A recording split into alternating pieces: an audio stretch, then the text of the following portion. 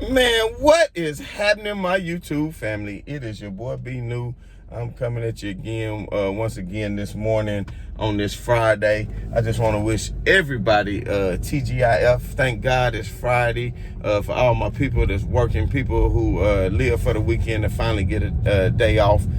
Peace and much love to all of you all. For people who got to work the weekend, peace and much love to everybody just sending positive waves. For those of you who don't have a job, hey, sending positive vibes your way. Hopefully you would get one. But anyway, let's hop down to it. Let's get right into it. It was a full slate of games. You know, the NBA gave us a taste of games yesterday with just 2 games coming back off of the All-Star break. But last night they gave us a full slate of games. So if you're an NBA fan like I am, then you really enjoyed all the different games that was on. But we're going to get right into the first 2 games that TNT showcased last night on the doubleheader. And the first game that was up on the doubleheader was the Brooklyn Nets taking on the Boston Celtics. And, you know, I kind of touched on this yesterday, but this kind of goes to my point of how great the Brooklyn Nets team is with Kyrie Irving and James Harden, because you could take away Kevin Durant, and I still say, and there's no disrespect to Philly, and there is no disrespect to Boston, or no disrespect to any other team in the East, but that's just how damn good Kyrie Irving and James Harden is. And I mean, if you got James Harden on one night and Kyrie Irving just a little bit on, that's still good enough to win. If you got Kyrie Irving on and then James Harden on just a little bit, or vice versa, James Harden on and Kyrie Irving on just a little bit, then that's still good enough to get you a victory. Either way it go, that's still enough to get you a victory. So at the end of the day, I just say that the Brooklyn Nets are still the team to beat in the East, and they really showed you why last night, especially Kyrie Irving. Man, Kyrie Irving is something special, you know, and a lot of people think that I'm a hater, but I'm far from that, and I give props where props is due, man. Kyrie Irving will put you on some ice skates. He's one of the best finishers at the rim. He probably has some of the best handles of all time. He's right up there with Pistol Pete Maravich. And, I mean, Steph Curry is good with the handles, too, but I got to tell you something. When Kyrie Irving gets that basketball, it's almost like Picasso. It's almost like Picasso. The boy can really do his thing. I mean, when he get on and he get his shot, I mean, he was 5 out of 5 from the free throw line. He's not going to miss free throws. And I think Kyrie Irving, because he was playing his former team, the Boston Celtics, that he really, really wanted to go out and put on a show and just show them how much that they messed up by not retaining his services. So however bitter it went and everything else, you can see who really got the best deal and best end of the bargain last night was definitely the Brooklyn Nets getting Kyrie Irving, because Kemba Walker, what did Kemba Walker do for you yet again last night?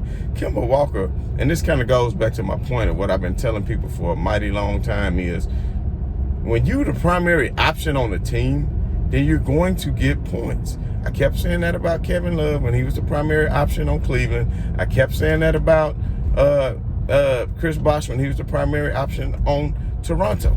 Now, Kemba Walker, when he was with Charlotte, he was the best thing since sliced bread. He is the all-time leading scorer in Charlotte Hornets history. Let that sink in for a minute. Charlotte had the great Alonzo Mourning for a number of years. Charlotte Hornets had the great Larry Johnson for a number of years. And I mean, Kemba Walker is your leading scorer in franchise history. That's just letting you know something, that he was a volume shooter. And even as the point guard, was the best scorer on that team for a long time. And that's no knock against Kemba Walker, but Kemba Walker, a Kyrie Irving, you will never be. A Kyrie Irving, you will never be. So after just looking at the game, I mean, his Kyrie's IQ was good last night too, because he wants to score. He wants James to be more of a facilitator, and we all know that he went to James early in the year and said, James, you be the point guard.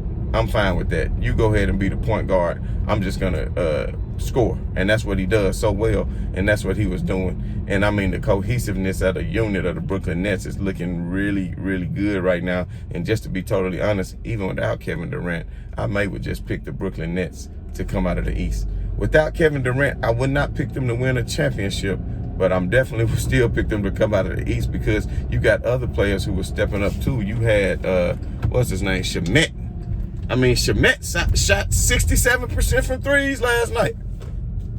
Jeff Green is still playing pretty good ball, but Shamet, man, the way he's stepping up, and if he's capable of hitting 6 out of 9 threes, then it kind of remind me of, it was this old pimp back in the 70s. I can't remember which movie it was, but he used to say, "You don't notice." I ain't gonna say the word, but he'd be like, "You don't notice." And that's kind of what the Brooklyn Nets was telling the association last night. And I think that's what Kyrie been telling teams for a mighty long time, that you don't notice. Because the boy is phenomenal. I'm not gonna sit up here and hate on him. And a lot of people think I do, but Kyrie Irving is actually one of my favorite players, believe it or not. Because hey, without Kyrie Irving, LeBron James wouldn't have that championship ring. And that's a fact. And I know LeBron James might not want to hear it. And Kyrie Irving, that's maybe one of the reasons why he left, because he feel like LeBron James got all the glory. But they both contributed. If you go back and look at Kyrie Irving's numbers in the finals, then you will see how much he contributed towards that championship.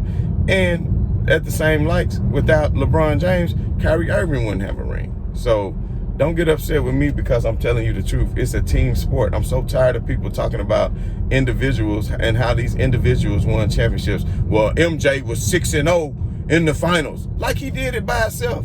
They're not taking into what you call variables. In science and in life, you have certain variables that contribute to the outcomes of situations. So you have to take into account who you're going against, who your teammates are. This is not golf. This is not tennis. And that's why LeBron James is the GOAT. And that's why LeBron James is the greatest of all time, because what he's capable of doing and the type player that he is. Nobody has won more rings than LeBron James since 2003, since he's coming to the league. And that's just a fact. But people want to say he hasn't dominated. Well, their definition of dominance is different than my definition of dominance. But I don't want to this is not a LeBron James video, so I'm not going to really get into that. But I just want to say the Brooklyn Nets put a lot of people on notice last night, when they beat Boston 121-109. And I will say this, Boston still had a chance. The game was close. But I'm gonna say something. Jalen Brown, you had to be the saddest man in town because your shot was not going down. You damn near looked like a clown. And I know in the locker room on the face you had a frown. And I bet you nobody wasn't even making a sound because they was just too scared to say something to you, because they said, "What in the Sam hell is going on with you, Jalen Brown?" I mean, Jalen Brown, you was terrible last night. I don't know what Jalen Brown was doing. Jalen Brown missed so many open threes. I want to say Jalen Brown shot, 20% last night? Jalen Brown was 3 out of 12 on three-pointers last night. 3 out of 12. So at some point, Jalen Brown, you got to stop shooting threes, bro. Don't take it to the hole. Get your inside shot up, man. Stop settling. And that's one thing I do, the league is great, the analytics and everybody hitting threes, and, you got so many players. But listen, Jalen Brown, you're an all-star player. You are capable of hitting the three, but you got to be smart enough to know that, hey, tonight just not your night. Everybody, was off all these days from the all-star game. Everybody shaking off rust. Even look at Steph, and we get into that next. That's the next game that was on the doubleheader. But look at Steph, he was off. Everybody had to shake off some rust, man. So at the end of the day, Jalen Brown, if you sitting up here shooting 3 out of 12 on threes at a dismal 15, not even 20%, 3 out of 12 on threes, then just stop shooting them. And there was times in the game where I think you could have passed up on the three and you forced the three. A couple of times, you forced the three. You should have drove it to the hole and looked for contact. And speaking of driving to the hole and looking for contact, that's what your other teammate did. That's what Marcus Smart did. And if it wasn't for Marcus Smart, the Celtics would have really got blown out last night. Marcus Smart came back and brought all of the energy. So everybody know Marcus Smart was out because of the injury. So he finally came back to the lineup last night. And I mean, Marcus Smart was all over the place. He was playing defense. He was jumping out the loose balls. He was getting wood burns on his knees because he's just jumping, sliding all over the floor, doing everything that he can to help the Celtics win. Playing great defense. He was great on rotation. At one point in the fourth quarter, and this is no cap, y'all, go back and watch it for anybody who recorded it. They were playing 3-2 zone, and anytime that Marcus Smart ended up switching on to Kyrie Irving, or if he got caught on him in a pick and roll or anything, even in the zone defense, man, he was holding Kyrie Irving.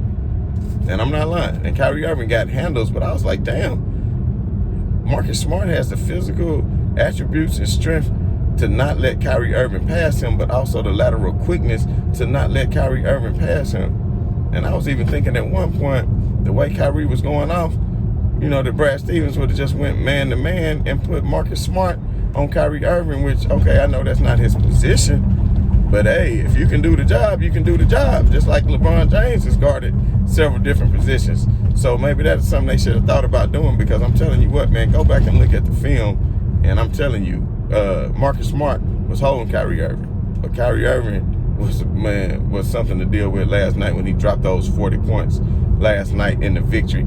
And even after the game, you could see all the Boston players, including Kemba Walker, who was new, who took his place, all came and showed Kyrie Irving love. So, people hate on Kyrie Irving all they want to.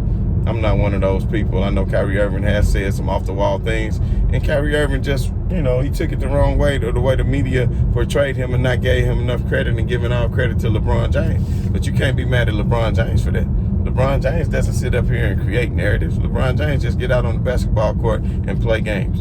And at the end of the day, a lot of people can't handle the pressure of that, and they feel like, well, if they lose, they're going to be blamed, and if they win, LeBron going to get all the credit. And that's why a lot of people don't want to play with LeBron James. And people like Kyrie Irving team up with Kevin Durant and James Harden so they can try to come and take LeBron James out. But anyway, moving on to the second game, I was watching the Golden State the Golden State Warriors. I'm thinking about some Golden Nuggets, y'all, because I was just out in Vegas, and that's a hell of a casino. That is a hell of a casino, the Golden Nugget. But anyway, that's not what I'm focusing on. What I am focusing on was Steph Curry came out abysmal, just careless turnovers, throwing the ball away. His shot was off. Not trying to take anything away from Golden State, but Kawhi was on last night. He was really feeling himself, and he was really feeling his shot. So Kyrie definitely came to play. Kawhi Leonard definitely came to play ball last night, and he showed why he is who he is and why he has won the championships that he's won. And I mean, they was playing some pretty good defense on Kawhi, but he was not to be contained last night. So to be honest, after I saw that this was going to be a beatdown game, I said, you know what? Thank God I got league pass. Let me turn away from this game, because this game is not even going to be competitive. I said, let me go ahead and go to a real game. And I started watching Portland against Phoenix. And what I learned, let me give you some takeaways from the game of what I learned against Portland against Phoenix. What I learned is the Los Angeles Lakers and the Clippers are on the first tier of the Western Conference, and all the other teams are below them on that second tier, because all the other teams are just right there. So in any given series, if you go down between Denver, Utah, and I'm sorry that I'm not putting Utah on the first tier and not giving them their propers, which maybe they will prove me wrong. We did see them give up the 3-1 lead to Denver last year, but this is a whole nother team, so I'm not going to disrespect them. So for right now, I still got them in that second tier, though, because at the end of the day, I honestly only believe that the Los Angeles Lakers, even without Anthony Davis, with the likes of LeBron James are fully healthy with Schroeder, could beat Utah and could beat Denver. But it'll be a toss-up between them and the Clippers without Anthony Davis, because the Clippers are looking good. And that's only if Paul George plays the way that he's capable of playing. He has to show more consistency. And that's the reason why I'm still picking the Lakers out the West with or without Anthony Davis. At the end of the day, I still think that LeBron James has enough to pull off what he needs to pull off, and having all the rest that he's getting right now, that LeBron James will be able to do what he has to do to lead his team to victory. And that's just how I see it. But we won't dwell on that game too much. What I did want to point out is Devin Booker had a hell of a game as usual, but him and Damian Lillard was definitely going back and forth. And to be honest, I think Portland is the better team, just from top to bottom. And I know Chris Paul is a hell of a player, and I know Phoenix is a good team, and they're an up and coming team, especially adding Chris Paul to the lineup. But at the end of the day, in a series, if I had to pick them in a series, I would pick Portland over Phoenix. I want to say it was close to the end of the third quarter. Portland was winning by 10 to 12 points. And they had really been dominating the game the whole time. And I'm not the type to make excuses for anybody. But what happened was Dame Lillard went to the hole. And at some point, he got injured.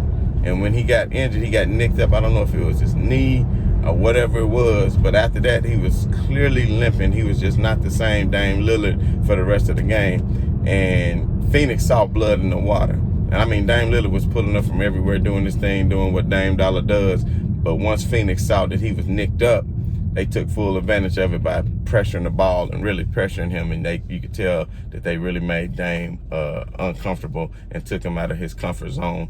And as a result, they end up going on like a 13-2 run. And then they went on like another little 6-0 run. And then at that point, Portland was just not able to get back into the game. They did try to fight to get back into the game, but they just could not.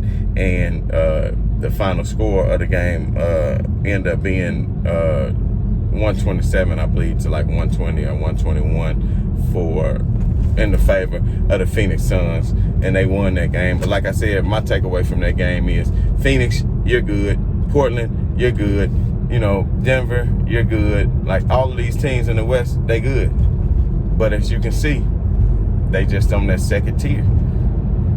And then you only have one or two bottom feeders in the Western Conference, unlike the Eastern Conference, where you see that once you get past the 6th seed, then you got teams that's below 500. And then speaking of the Knicks, who is the top 5 or 6 team in the conference, they're holding on to a 500 record. But then you saw what happened to the Knicks last night against Milwaukee. So the New York Knicks took on the Milwaukee Bucks last night, and we saw what happened there. Antetokounmpo came out and really took care of business last night. Antetokounmpo had the triple dub.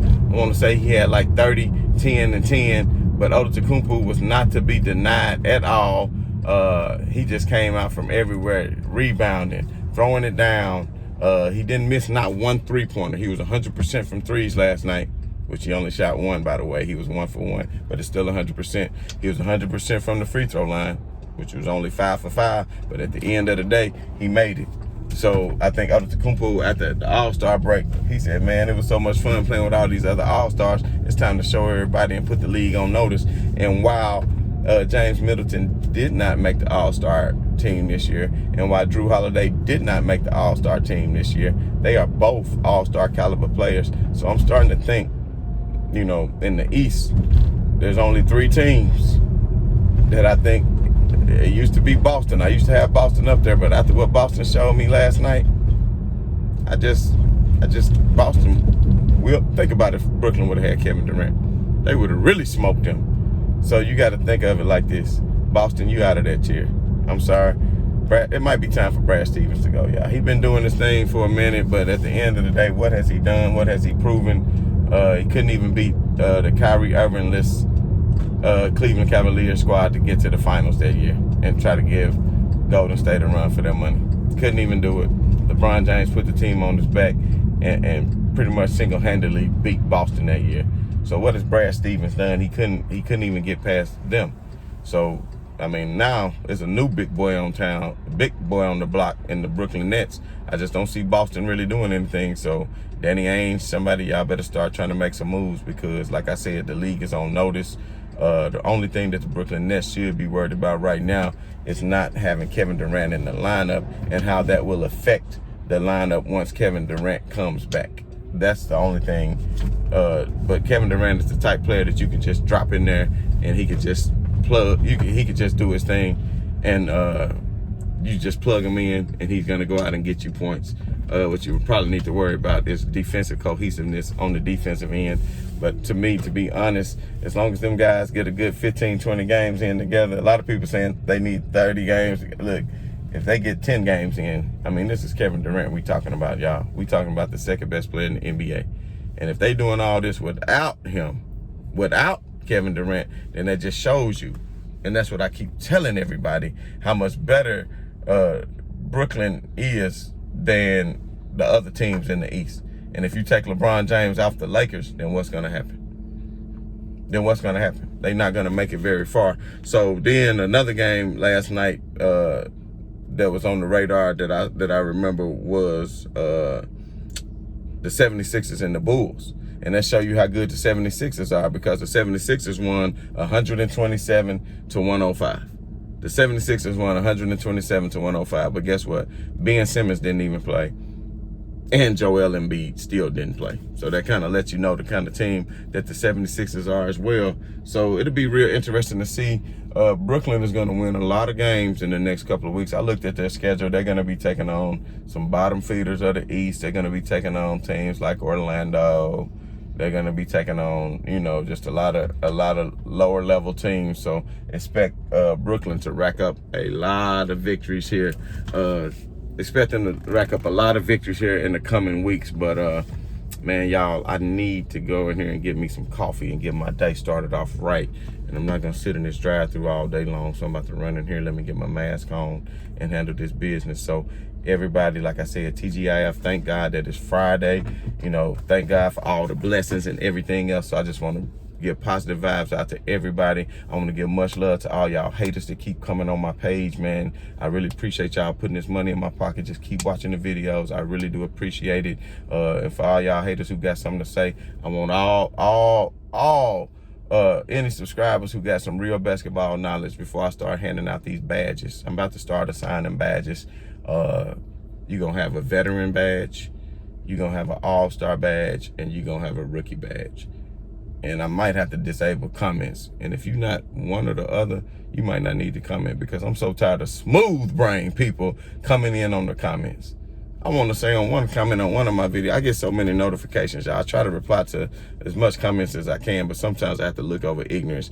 There was somebody who even said Ben Simmons was a better defender than Ben Wallace. That's not even a comparison. Why are you comparing a guard and a center? Like, why would I even waste my time debating or arguing something like that? That just show you that your brain is very smooth. But anyway, key takeaway is the Brooklyn Nets are for real, which we all knew that. And of course, they have teamed up once again to come at LeBron James. For anybody who think I'm crying, no, I'm not. It's in the ramifications of the rules. If they want to get together and all do what they got to do, then so be it. But that don't mean LeBron James is scared, because he got Anthony Davis, who is a top 10 player in this league as well. And when it comes down to matchups, the Lakers defense is just going to be too much for Brooklyn to overcome if the Lakers are fully healthy. And we still waiting for some buyouts around the league. And there's some interesting trade scenarios that we could talk about too, as far as Victor Oladipo. That is something that could transpire. I don't think it will transpire, but that's something else we could talk about for another day. But I'm just so happy that the Lakers finally get to come back tonight and play a game, and we get to see LeBron James play after having all these days off and rest. And I'm pretty sure he's going to come out fired up for the second half of the season for his MVP candidacy as well as the Lakers championship run. So everybody, peace and much love to everybody. Right on to the real. Much love to y'all haters. I'm out.